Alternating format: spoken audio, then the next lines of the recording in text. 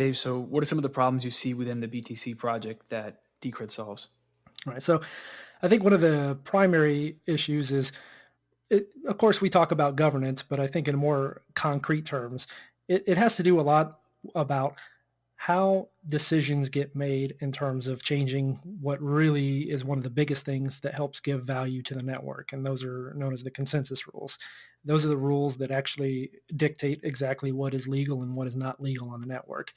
I think a lot of times, I'm sure many of the listeners have heard the idea that the math it's ruled by math, and in many ways that is correct, that you have all these rules.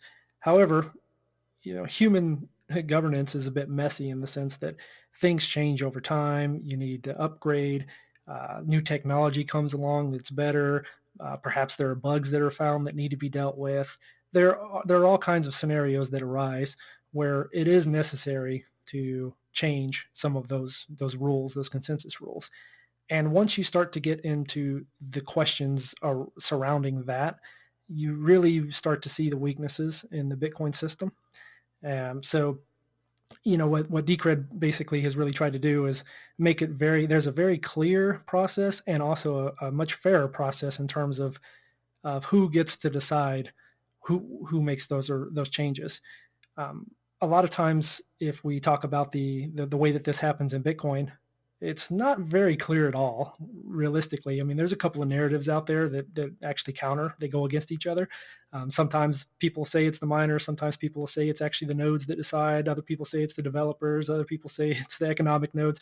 So there's all these different components, but the thing is when you really start digging into it, you start to realize that there is no clear picture away. It's this whole idea of what's known as this rough consensus.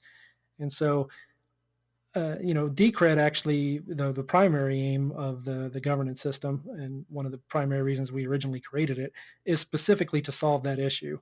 In Decred, we know there's a very set, clear process. You know that the stakeholders are a consensus rule change is going to go up for a vote, and we can go more in depth on that. There's a whole process that it goes through, but the general idea is that these rules go up for a vote, and then stakeholders that have skin in the game, they actually have locked up their coins to purchase tickets, and then these tickets get called randomly, and then those they vote on whether or not that consensus rule is going to be accepted or not.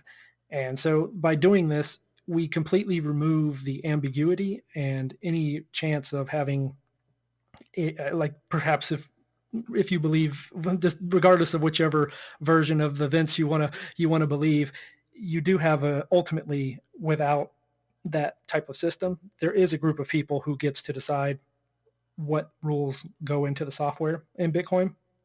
You can argue about who that group is, but in the end, somebody has to merge the code, somebody has to make the change. All these people that are involved have to agree. The node has to be downloaded and so on. So there definitely is a group of people. To me, I think that's one of the biggest or the most important things that Decred brought, as far as right out of the gate anyway, is the fact that the process for making those changes is very clear, very well defined, and very fair.